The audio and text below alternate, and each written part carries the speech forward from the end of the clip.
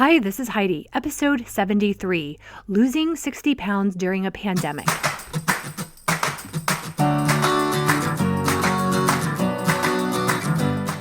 Life isn't a spectator sport. Success comes to those who show up every day with a pocket full of courage, grit, and a little sparkle. I'm glad you're here.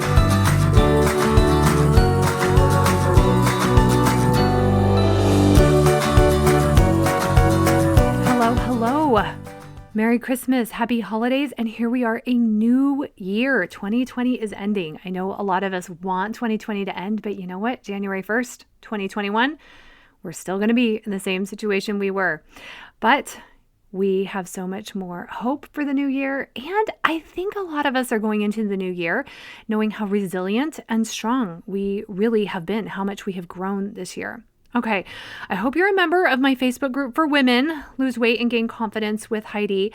And this week is the last week to sign up for the 13-week group weight loss program that I am starting next week, Lose 13 Pounds in 13 Weeks. This is going to be a program that really will help you in every area of your life. We're going to tackle the weight loss part, but to realize that that has ripple effects in everything that we do. And I'm so excited about it. And because of that, I am so excited to bring you this special episode today. This is an episode that is an interview with one of my clients, Suzanne, who this year in 2020, during a pandemic, she has lost over 60 pounds. And you'll hear in the interview, we started coaching together at the beginning of the year. Weight loss was not what we were beginning to coach on. And it has been such a privilege and an honor to be able to help her through this year and to be able to see the courageous things that she has done. You are going to hear she hasn't done it in an environment or a situation that many people would think is ideal.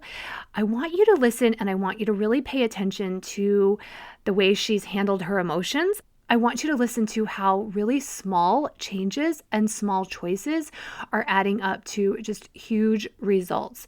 I want you to also listen for what are the things she has been thinking and how she has changed, how she thinks about herself and her future.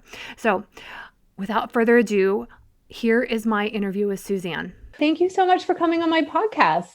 I'm really glad to be here. I really appreciate it. I think this interview is going to be so enlightening for a lot of my listeners. So I'm really excited about this. And I'll just start off by saying how incredibly proud I am of you and what you've done this year. This is a big deal, what you have done for your health this year. So why don't you tell us about you? Who is Suzanne? Just give us a little bit of background. And then why don't you also then give us a background of like your weight story and journey coming into 2020. Okay, well, I'm really happy to be here and kind of share what's been going on for me. So I am the mother of two. My kids are 20 and 22. I've been married for, a very long time. I think it's our 26th wedding anniversary here coming up. So I'm a nurse. And so I've always been in the field. I did labor and delivery when I worked in the hospital before I had kids. And then I work as a postpartum doula and a traveling baby nurse now. So I go into homes, help families with newborns, twins, triplets, and I live with them often. Okay. I go all around the country. I'm from Oregon. I live in Oregon when I'm at home, and I work there too, but I travel. So I live in different families' homes. So to share a little bit about my weight journey, I was never overweight. As a kid, as a teenager, in my 20s, before I had kids, not even really right after I had kids, I didn't really struggle with it. I kind of ate whatever I wanted, wasn't a big exerciser. I just kind of, it wasn't an issue. I always loved food and used food as comfort and knew as a child I was eating when I wasn't hungry, but it didn't really affect me weight-wise. And then I started gaining probably maybe like age 35, and it just kind of slowly kept coming on and on. And I think part of the reason it got so out of control, if you could call it that, was I never saw myself as an overweight person. So when I would see myself in pictures, I would say, oh, that's a really a bad angle. That's not a very attractive picture. I'm just not very photogenic. I don't know what's Right. going on here. I felt really good in that outfit, and my Spanx had like pushed all my fat into one spot. I'm like, I look pregnant, but I didn't think I looked pregnant in the mirror. Uh-huh. So it kind of came on slow, and I just was in such denial. Mhm. And I recently sent you a picture. My husband had a picture of me that was Uh-huh. super shocking. I am 5'3", and at my highest weight, I didn't get on the scale, but I can pretty much tell you I weighed 210. Uh-huh. So that's a lot of weight for my short frame. Mhm. And when I saw the picture, I remember putting that outfit on because Lord knows I couldn't fit into anything in my closet. And so I'd kind of hodgepodge this dress of my sister's and then tied like a blue chambray shirt and a tie around the waist. And I I really, again, I remember getting on the scale and it saying like 202. And I was like, what's wrong with the Right. scale? Right. Something's gone wrong. Wrong. So I The didn't do laws anything of about it. gravity have changed. That's What's going right. on? Exactly. Must need new batteries it was crazy. Totally. So that lasted for a long time that I probably came down from 210 to maybe was in the 180s, but I lived in the 180s for a long time. Mhm. Um, and when the pandemic happened, one of my very first thoughts, of course, besides the health and safety of my family, was, oh, thank God I won't have to see anyone. I won't have to Okay. leave the house. I'm a pretty big introvert, so I like staying home. But I was like, oh, this is so great. I won't have to see anyone. Everyone will be saying they're gaining weight during the pandemic. This will be perfect for Right. me. So I thought that's a good excuse that I can just kind of stay home and eat and Mhm. not have to see anyone because I felt a lot of shame about my weight gain. That's what I was gonna ask you. Why didn't you like seeing people before? What was going on inside your head when you would see people before? Such embarrassment and shame. I've shared with you a story. One time I was in an airport and I ran into my a friend of my husband's that was in our wedding. And I Mhm. thought, I've gained 65, 70 pounds since our wedding. And I felt Mhm. so embarrassed. And I thought, I was just so embarrassed. And I thought it felt so terrible to feel embarrassed to see someone because I was excited to see him. We rarely got to see Mhm. him. It's fun. He's a pilot now. And it was so painful. It was so painful. Now, Mhm. not painful enough for me to do anything about it, but it was awful. And I remember another time we went to a party, which I was totally dreading. And somebody said, oh, I didn't even recognize you. And I thought, Mhm. well, what else would you not and then she kind of went, your Mhm. hair's much blonder. And I Right, thought, right. yeah, why didn't she recognize me? We started coaching the beginning of 2020 and weight wasn't the initial thing we were coaching on. But then into April, you kind of said, hey, I want you to start helping me with my weight. Talk to me and tell all my listeners, how were you feeling in April? Because I know you weren't kind of in this place of like, oh, I'm so excited. I want to do this. Like it was a little different. And a lot of people, they are kind of expecting some feeling to wash over them of like desire and motivation or kind of something like that. So let's talk about April and what those feelings were and what you were thinking and how you made the decision. Yes. So let me be clear to your listeners. I felt like crap. I felt Mm-hmm. terrible. I did Mm-hmm. not have this joyous moment where I went and bought a beautiful dress that I was going to hold as a vision that I was going to fit into. I didn't, I felt awful. I Mm-hmm. really felt awful. And I think the decision came when, because I listened to other podcasts, Mm-hmm. Brooke, of course, and other podcasts. And one of them had said something about, be expecting to feel your feelings when you're not eating, right? And of course, Mm-hmm. we've all heard that before and we kind of understand it. But on some level, I really thought, wow, Suzanne, if you're going to do this, you're going to feel bad. You're going to Uh-huh. have feelings. Anxiety is going to come up. Restlessness is going to come up. Awkwardness. It's not going to feel great. And what are you going to do during those times? And so I think that was the decision that you are going to feel uncomfortable. It wasn't some fun new diet. It wasn't I Mm-hmm. got all, I just paid for Jenny Craig or I did anything. I had done some intermittent fasting because it's easier with my work because of me working nights. So I Mm-hmm. knew that was kind of a good fit for me. I did not feel great when I started. And I remember one day about, I don't know, 5 or 6 days in, I was in the kitchen and my husband came home from work and I just started crying. And he Mm-hmm. said, what's wrong? What's wrong? And I was crying and I said, well, what do you think? What's the most upsetting thing in my life? And he goes, your weight or your mother? And I said, well, those are tied together. And he just hugged me. And I have the most wonderful husband. And he just hugged Yeah. me and felt so supportive. And I thought, I can do this. And this is going to be part of it, right? Some Hmm. days I'm going to cry. And some days it's not fun. It's not sexy. It's not exciting like it is now, putting on a pair of jeans, right? There's so Hmm. much fun in that. It Hmm. wasn't fun back then. It Hmm. was, I want to do this for who I will become, for Hmm. the person I will become. And I did not like living in shame. I didn't like it. That's awesome. Okay. So you got started at a time when a lot of people like were putting on their sweatpants and leggings and were kind of like deciding it was okay to do something else. And I want everyone to realize like it was just like you just said, that thought of like, wait, I can do this. I want to change. Like it was coming from inside of you. Nothing outside of you made the change. It was you thinking, okay, I can do this. It's true. I so have eaten so much my whole life and food been so important. I actually had Hmm. this thought during the pandemic. Well, good. Those people that don't have food issues, they're going to have them now because they're going to see what it's like. The Right. rest of us, they're like people that have never had a food issue are gaining weight during the pandemic, right? And so I Yeah. had this really immature reaction of, well, they're going to see what it's like, what we've always struggled with, those of us with food Hmm. issues. So I knew with the pandemic that it would just get worse for me, right? Like if Hmm. I didn't change my thinking, it would just support me to continue this lifestyle where I overate. I was at the time, oh my gosh, I forgot about this. I was working nights. And Hmm. after I got off work, I would go to McDonald's and get Hmm. two Egg McMuffins and two hash browns. And of course, I thought that wouldn't be enough if I didn't. And I deserved it. And I'd been up all night working. So you could imagine how much weight I gained just in that couple months I was doing that work. I had a set of triplets for nights. And I Uh-huh. I looked up the calorie content of it one time and I went, whoo, no wonder my pants are so tight.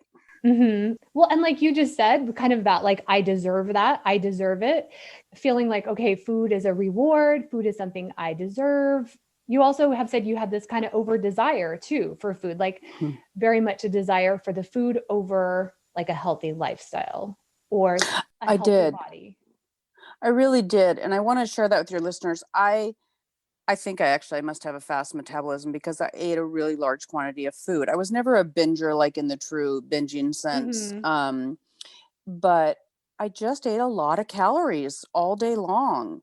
Hmm. And so this has been an enormous shift for me. I'm probably eating, I don't know, 25% of the calories that I used to eat on a daily basis. And my story was, I'm not going to be restricted.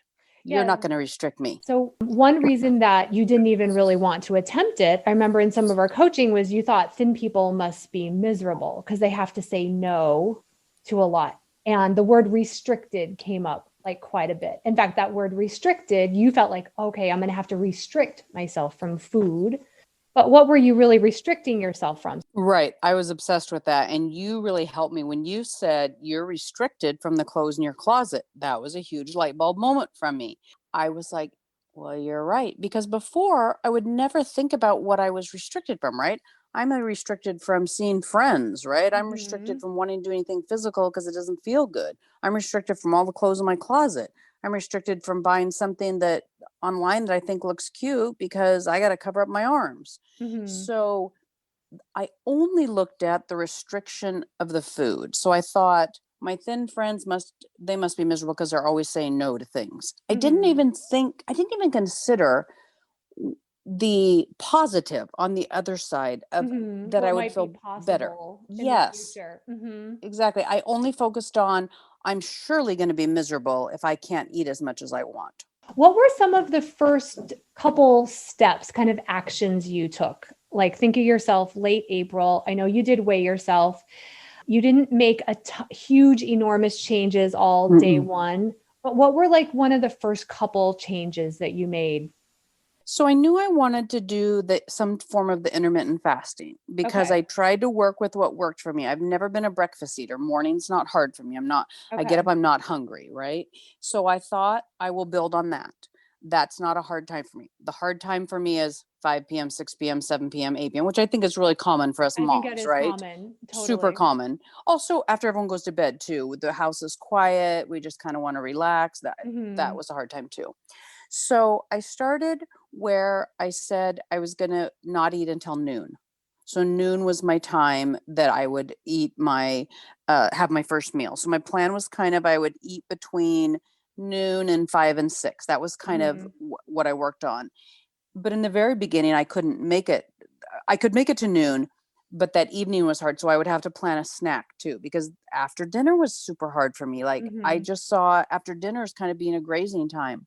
So that was my first step is that Mhm. I would tell myself I'm going to wait until noon. And that was a big change for me for me to say to myself, I'm not just going to eat every single time I have the urge. I mean, I just Mhm. acted on every urge I ever had. Right, and thought that you had to give into it. When did you start, like, writing down what you were gonna eat the next day? I got an app where I wrote down what I did eat that day. So that Mhm. really helped. So I would write it down or I'd write it down while I was doing it. Mhm. Probably a couple months in, I started putting more thought into what am I going to have? I want to make sure I Mhm. have the groceries in the house. What's my meal going to be? Now, I always plan what I'm going to eat when I can. And I can share a Mhm. little bit how when my job's a little unusual in that I can't always control what I can eat because I live in Mhm. someone else's home, but I do as much as possible playing. So a couple months in, then I kind of started putting more thought into it. Here's what I'm going to have, and I think in the beginning I didn't really restrict myself as far as the calories for sure. I Mhm. just Mhm. that was a feat in itself just to make it to the noon and then only eat 5 or 6 and then have a snack. That's Right. all I could do that first few months. Yeah, That but it was built that was good for momentum. me. It Yeah, and you did. started making progress, and you started losing from the I did. beginning. You really I did. did. Okay, talk to us about a couple times you maybe feel like you failed or you had Mhm. overeats or times when the scale didn't move or it went up. Like, how did you recover from that? I did. I had during the period because I started in April, or really like May 1st.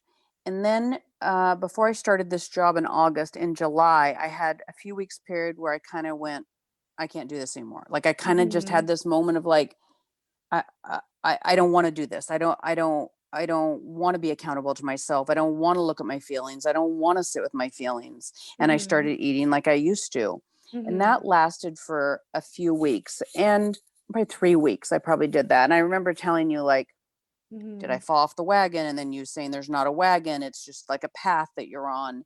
Yeah. And when I came here for this job, when I got here, I quarantined for a few days in a hotel and I brought my scale with me. Mhm. And I thought, I'm going to weigh myself. I probably have gained some weight since in that 3 weeks, and I'm going to be nice to myself. I'm not going to be mean to myself because Mhm. that's not going to get me where I want to go. Mhm. This is part of the process. And I weighed myself. I can't even remember how much I gained. I don't know, 6 pounds, 8 pounds. I don't know. I had gained Mhm. some. And I thought, this is where I am. This is where I am. And I had a Mhm. lot of feelings in that hotel room because I didn't leave because I was going to be exposed to the newborns. Mhm. And I had brought snacks with me and I was with a lot of feelings. I was alone in a hotel room, not Mhm. ordering room service, Yeah. and it felt like a start for me of Suzanne, if you want to make this change, feeling uncomfortable is going to be part of the process, right? Yeah. You are going to eat less food than you did before, so the feelings are going to come up. And so just acknowledging that that's where I was at and that's part of the process. That is such an important place. That is what I think everybody you have to either get to at the beginning of your journey or at some point, just this compassionate acceptance, right? Compassionate Mhm. acceptance. Okay, the scale went up, but it's okay.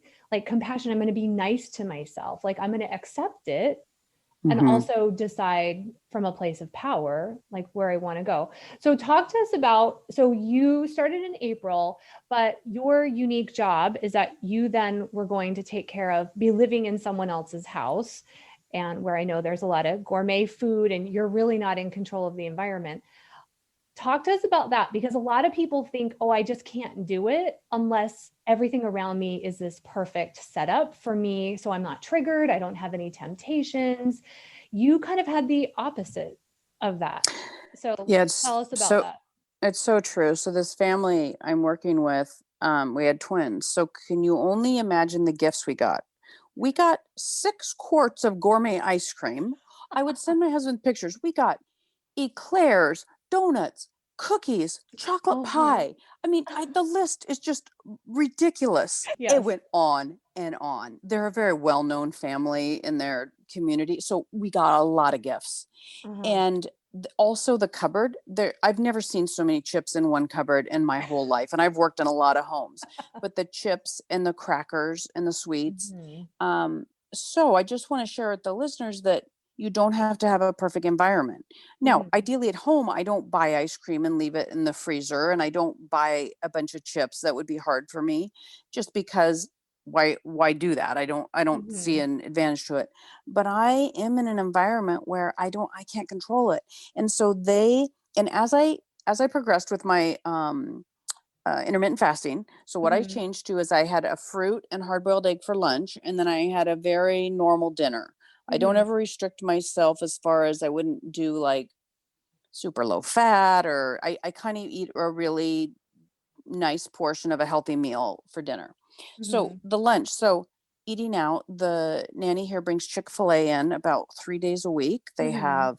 They have all kinds of food all Mhm. the time. Mhm. And one of the things with my doing the intermittent fasting that has helped me is it's just a decision of no, because that point of always making decisions over and over and over, like when you're in an office, right? And Yeah. they bring in donuts. Should I have the donut today or shouldn't I? I kind of has been nice for me. It's just a rule that I don't break. This is my Mhm. lunch. I usually have like crackers, hard boiled egg, and fruit. Now, Mhm. in my previous life, I would have said that is the most ridiculous lunch I've ever heard of, right? Like that sounds like the most restricted diet I've ever heard of. Uh-huh. But the hilarious part is I'm full. It's amazing what one hard boiled Mhm. egg will do for you. It's such a nice and Uh-huh. sometimes in my I don't know, frustration of like, this isn't fair that I'm full from this. I want to eat larger quantities. I have to accept it's true. My body's really happy with that amount of food. And Mhm. then for dinner, I'm really conscious of what I have. I eat lots of salads. Mhm. I'll have fruit too, but again, I don't have a lot of control over what we have for dinner. If we're eating out, which is often Mhm. ordering in, I get to pick from the menu what I want. But you know how Mhm. restaurant food is, right? It's just 100 Right, right. calories. There's gonna So be, yeah. I just want to share that you can still do this even Mhm. under unusual circumstances. I mean, it's a little unusual not to be able to control your food. And you would put things away. Like sometimes you would eat like half of it or put Yeah. portions and like save things for the next day. I know you would Oh, I tell me. would. Absolutely. We got Chinese food the other night. I ordered mine and I had 3 full meals of Chinese food off Mhm. my meal that I Mhm. ordered. I'm always still surprised what a change that is for me. Like I would just always eat whatever meal came, right? Like if I was eating Mhm. out, I would eat what came. But yes, I'll put it away. Same thing with the ice cream. I I really take like 2 tablespoons. I have like 2 bites and I eat it really slowly and I really Mhm. enjoy it. And again, Mhm. it feels laughable. I remember when I was 210, I remember my husband's sister was over and I had 3 bowls of ice cream. And I was Mhm. embarrassed. I was really embarrassed in front of her. She Mhm. doesn't struggle with her weight, but I Mhm. felt kind of out of control, like I couldn't control it. I wanted the ice cream. Yeah, that's And been that a huge change for you. I have to say, as your coach, going from feeling out of control to like so in control. Mhm. You know, my Mhm. client calls me disciplined, and I thought, "Oh my gosh, that word's never been synonymous with saying disciplined." But then I've kind of started to kind of accept that because I have been disciplined Yeah. in my eating and kind of making this decision. And what I've thought is I've had pretty dramatic results like since I've been here. So I've lost 40 pounds in 4 months. And that's pretty extreme, I feel like. That's a Yeah. lot, but the more disciplined I am in eating what feels good and is satisfying to me, I just lose weight naturally because I'm not overeating. And before, so many times I'd be uncomfortable after eating, right? Like my Mhm. stomach really hurt. Mhm. And that just doesn't happen anymore. I don't do that to myself. How does that feel to be when people offer you things to be so in control of like yes or the no, like and to feel good about like I'm saying no right now, but I'm saying yes to this thing in the future.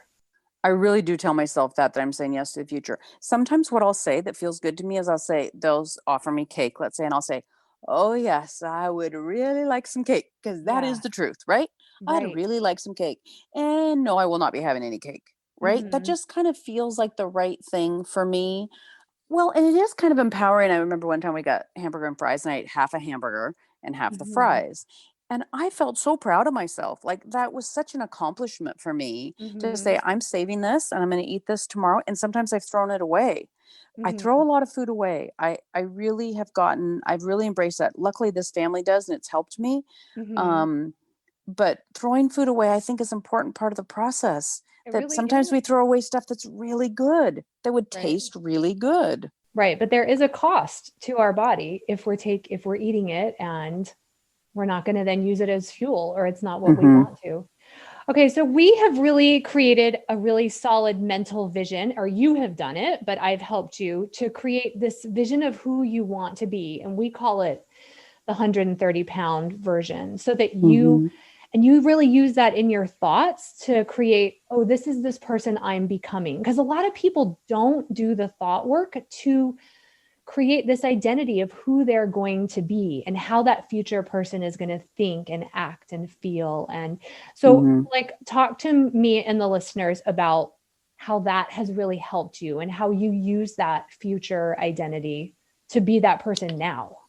Yes, you really helped me with that. What I say is, I started by saying, I don't think a 130-pound person gets seconds, right? They don't take seconds. I don't think a Uh-huh. 130-pound person always has to have a snack after dinner, right?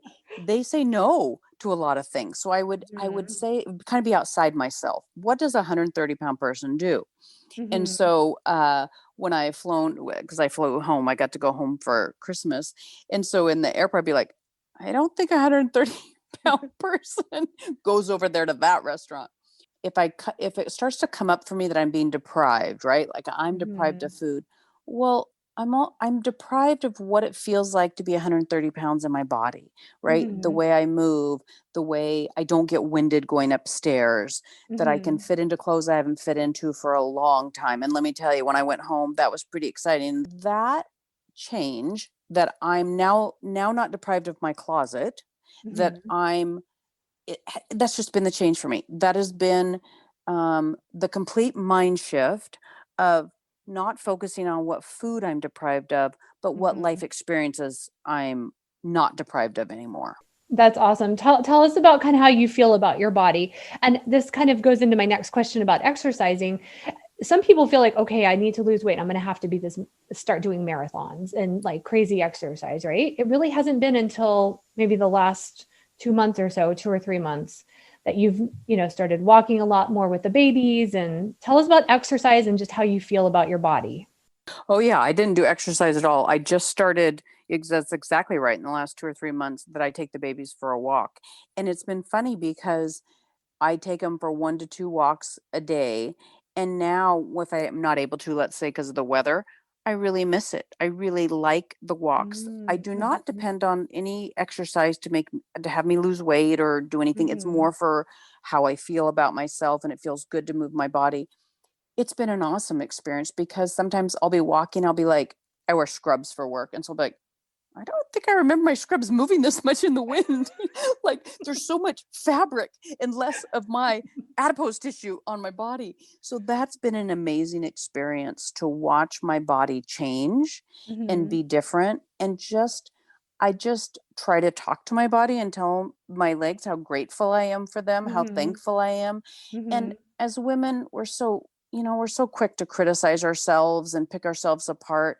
And I try not to. I mean, of course I have the thoughts that we all have, but I'm just so thankful for what my body does for me and how strong it is that I can carry two babies up and down the Mm-hmm. stairs, that I can go on walks. And so I have not been a huge I've never been an exerciser my whole life, but Mm-hmm. I'm enjoying it more now. They got a Peloton here, Mm-hmm. Peloton treadmill. That's so Oh awesome. my gosh, I think I'm in heaven Uh-huh. to get to use that. So it's just been a slow process for me of Yeah. going from walking to now really being excited about doing my workouts on the Peloton. Yeah, yeah. I think that's good. I think that's good for people to hear. Okay, do you still have foods that you love? I know, you aren't restricting yourself totally from certain foods. Talk to us about what those foods and how you now handle quantities. So this is really interesting. Pizza is a really big one for me. Like if I was on a desert island, they said you could only, have one food the rest of your life, it'd be pizza. Uh-huh. You And and my so, husband. I'll send him yeah, there with you. yes. So my husband, we have the special pizza. Who knew this? But you can freeze pizza. So he had Uh-huh. gotten me a pizza and had frozen it for me when I got home. And it was the craziest experience for me to take out the portion of pizza that I would want. I mean, he didn't plan it that way as any type of restriction. He just was Mhm. happy that he got it for me. But when I took it out and put it on my plate and I put one of the pieces back, so I had like two pretty good sized pieces. And I thought, Mhm. well, that's going to be too much. I put it back. And then I just burst out laughing in the kitchen. Like, oh Mhm. my gosh, I'd eat a half a large in a heartbeat, like throughout the night, right? Like I'd have three Mhm. pieces to start and an hour later I'd have another piece Mhm. before. And so I enjoyed the pizza more than I ever have. I ate Mhm. it slowly. I ate it with a Mhm. knife and fork because I Uh-huh. wanted to appreciate every bite.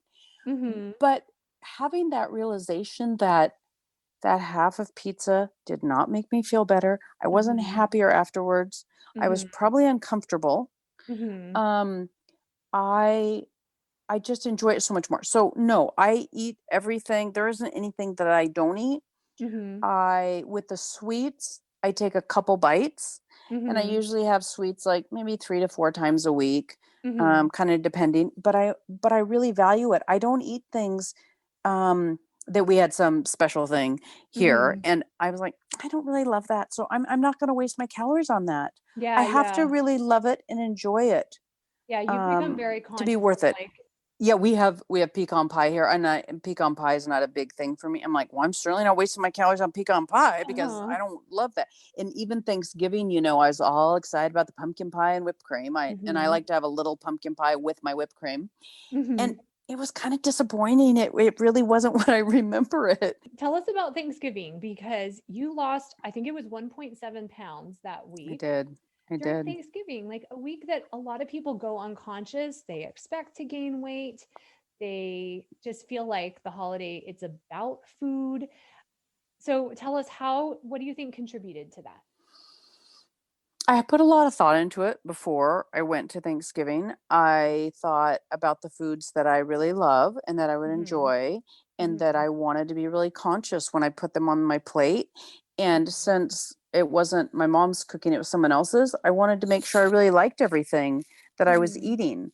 And so I was just really conscientious when I did. And like I said with the pumpkin pie, so I didn't finish the pumpkin pie because Mhm. it just wasn't that good. Mhm. So I ate what mattered to me, Mhm. Mhm. what tasted good.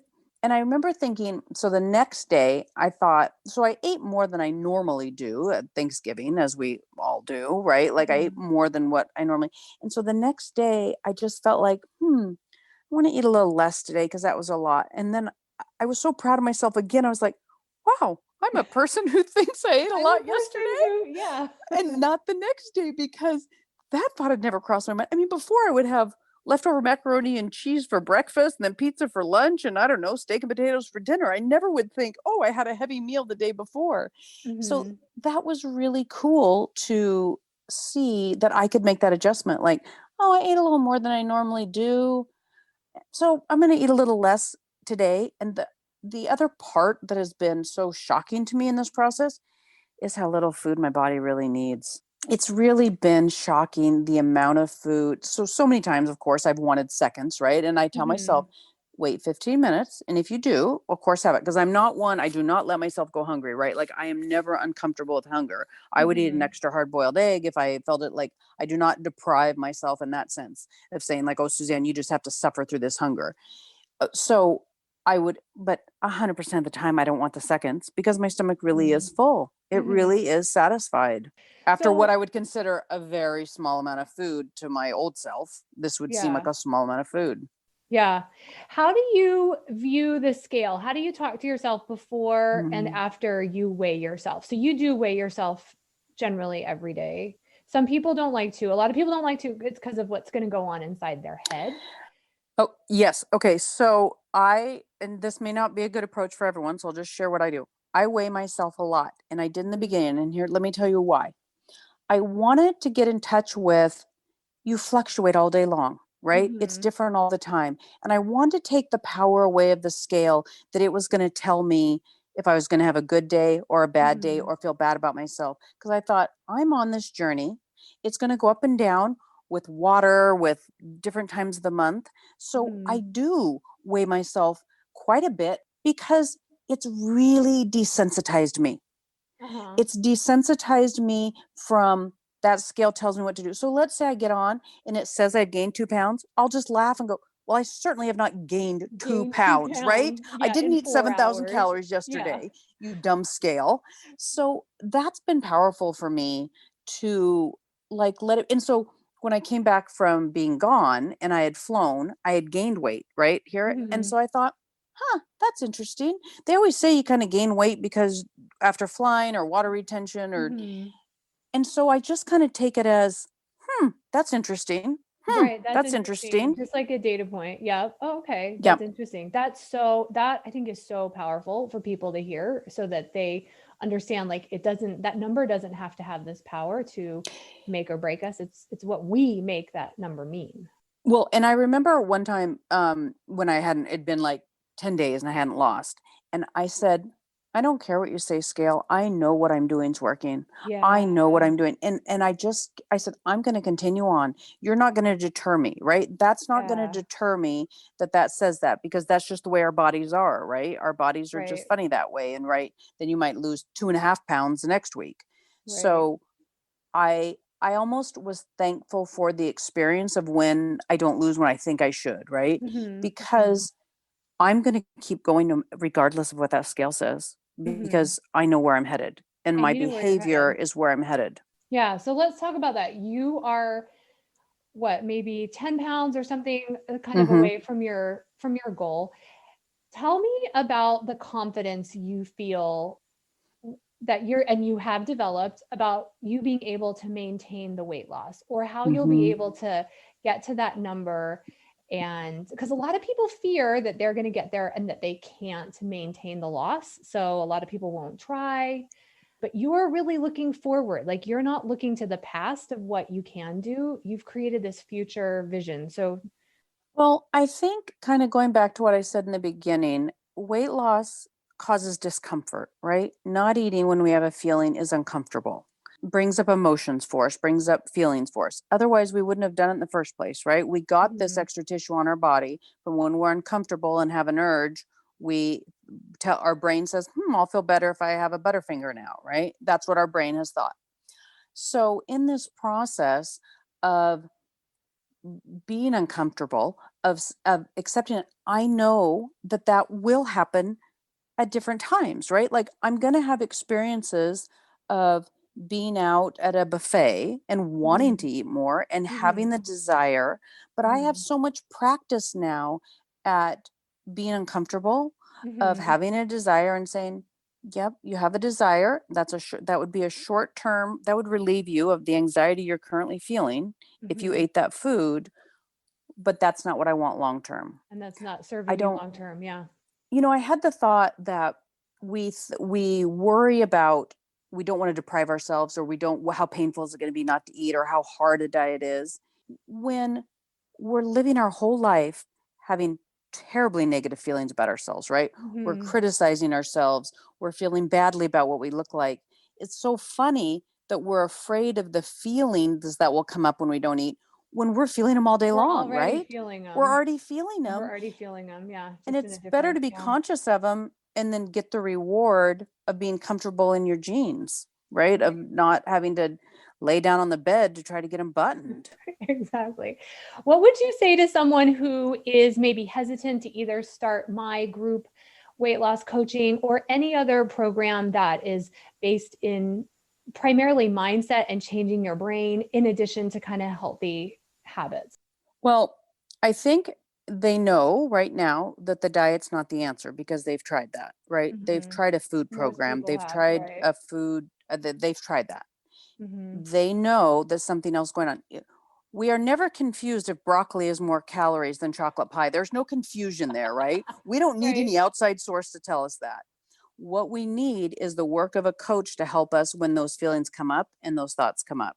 Mhm. And that's the power of having the coach. That's the power of having a group, because Mhm. that's what's never dealt with in the diet industry, right? You Right. watch Biggest Loser, they don't deal with any of the mental work. Those poor people, they're all gaining the weight back afterwards. They didn't Yeah. deal with the mental piece. So what you provide is the chance to look at what's going on. Why did I eat in the first place? What am I trying to avoid? What's Mhm. going on for me? That's the Mhm. only way to sustain it long term. Otherwise, we've Mhm. got the whole issue, which we could discuss another podcast of, am I comfortable in my new body, right? Right, right. I feel That's gonna be sexier, I look better. Mhm. I'm surprised by how good I look in my clothes. Sometimes we're Mhm. uncomfortable with that, right? Like Yeah, it's that's gonna a bring foreign more feeling to us. attention. Yeah, it's gonna bring more Mhm. attention, and it's a different uncomfortable, right? Right. And it's like some people don't like people to comment, you look like you've lost weight. Like that's uncomfortable. So what's going to come up for you Mhm. in that process? And that's why the mind work is so important. It's so important because it is about managing our mind the whole time. It's never about, nobody needs to tell us what how many calories are in something. I mean, we all know that eating 3 helpings of something is not going to get us where we want. That we have that information. What do you have to say thank you to yourself in April for doing? When you look back at that, Suzanne, tell me a couple things you say thank you to her for doing. Two things come to mind. One, that even though she felt so poorly about herself, I remember the moment on the couch, and she believed that she could still do it. Right. So even Uh-huh. in that moment of feeling so badly and feeling so, I didn't, in a sense, I didn't feel like myself. Like this isn't me. This isn't who I want to be. Mhm. When I had those thoughts, I thought, I can do it. I can do it. So I appreciate that she believed that. The other thing I Mhm. did, which is odd and may sound counterintuitive, is I bought bigger scrubs because I Mhm. felt so badly about them being so tight. I thought, Mhm. this is where I am. Mhm. This is who I am at this moment. And you deserve to be comfortable when you go to work. Mhm. And I feel like that was a turning point too, because trying to pour myself into the clothes that I couldn't Mhm. fit into made me feel badly. I Yeah. just felt, I just, so accepting where I was and still Mhm. loving myself enough to take care of myself, that's what started me on my journey. Yeah, that's amazing. That is so awesome because a lot of people resist feeling good about themselves even at that higher weight. And what an amazing example that it's the opposite of that. We have to love ourselves there. Right. I think being kind to myself and not criticize, like, oh my God, I cannot believe you have to buy bigger scrubs. I cannot believe you've got yourself here. The more I did that, the more I didn't want to move forward. Right, right. Because shame doesn't, we don't improve from a place of shaming Mm-mm. ourselves. No. So weight loss usually starts like a domino effect in our life of shifting our confidence. We lose weight, but then other parts of our life change. How have you seen your own confidence and relationships change over the last 6, 8 months? Yeah, it really has. You helped me with how much I charge for my work, for my Mhm. services. That I really Mhm. struggled with that, with my worth and the discomfort and what will the potential clients think about how much I'm charging. And I feel like those two things have been very connected, right? That I feel Uh-huh. my worth even more because Mhm. I feel more confidence in myself. I didn't feel confident in myself, not because I was overweight, but because I didn't like who I was. Like, Yeah. I didn't like being that person that gave in to every urge. So it has created a confidence so that I can seek out clients that I want to be with. I remember I recently said to Mhm. a client, I used to pride myself on being able to handle super difficult clients. Like that was I Mhm. was really good at that. But not anymore. I want to work for people that appreciate me, that have an interest in what's going on for me in my role in taking care of them. So I take Mhm. care of the baby, and they want me to get a break. For example, sometimes they want Mhm. me to. I work 24 hours normally, and Mhm. I just get 1 4 hour break. So I want a family that respects me too. And I think before I didn't even care about that. I didn't even Right. think that through. My relationship with my husband is really different. We went to the coast, And I was down the beach walking by myself, and he took pictures of me, and he sent it back to the kids, and he said, "I've never seen mom so happy." Oh. He just really felt for me, and I was just down there by myself on the beach, and I did Mm-hmm. one symbol, like where I put my hands up, like I'm showing my muscles one time Uh-huh. to Yeah, him. yeah, yeah. I think he just sees I feel so good in my own skin. Mm-hmm. Mm-hmm. It just feels so much better to really like myself. Yeah. Oh, that's fantastic. Well, thank you so much. I know this has been informative for a lot of people because a lot of people, yeah, they're just not sure. Can I start? I'm not feeling good about myself. And to just hear everything that you've done from just making the small changes to everything, how your brain has changed, how you think about it so differently now. Yeah, and I think the small changes are key because our brains don't do very well with completely opposite, Mm-hmm. right? I Mm-hmm. mean, doing the small changes when I look back has really been key for me. Like Mm-hmm. I keep upping the bar for myself and doing more. So like Mm-hmm. now I'm exercising more, right? I started out zero exercise. Now I Yeah. exercise more.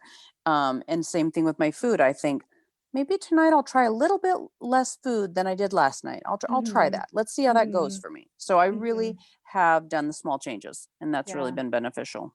Yeah, that's awesome. And you're almost there, but you're not in a rush. That's the other good thing. Like this is all a process. You are loving yourself through the whole process. Nothing magical is going to happen then at the end. Right. I think that's important that I'm not waiting to be happy when that happens, or Mhm. waiting until that magic 130. This is how I live my life, and I eat right now like a 130-pound person is what I tell myself. Yeah, That's how I eat, and that will be the end result. That will happen. right. I will Right. end up there. That's And then awesome. I'll continue to be that person because that's always an issue too, right? How do you Right. maintain? What's it like when you're not losing? I kind of try to act like I'm in maintenance right now. Like, what's that going Mhm. to feel like? Zen? This is who you are. And I would say for someone questioning coaching, how much money do we spend on our kids, right? Mhm. Our Mhm. kids need therapists, our kids need a coach, our kids need a new doctor, right? We move mountains for our kids when they need things, right? Mhm. We need to take care of ourselves like that too. So if your child was having an issue, you would find them who they needed for support. If you're having an issue with eating, right? You're having an issue. I eat more than I want to. Let's just call it what it is. Mhm. It's okay for us to spend money on ourselves Right. to have the support that we need. If you would Yeah. provide it for your kids, you should provide it for yourself. That's a fantastic way for us to end today. Thank you so much, Suzanne. You're very welcome. You're very welcome. I'm happy to get to talk to your listeners. I told you it would be awesome. Sign up now for the Lose 13 Pounds in 13 Weeks program. Even if you want to lose more or less, 13 weeks is enough time to make a change in your relationship with food, your body, and your mind. You can sign up at HeidiBenjaminson.com. A confident mother is the greatest gift to your family, not a perfect one. Your family wants you to feel confident, anchored, and calm. I can guide and coach you to uncover this beautiful version of yourself. Have a great week.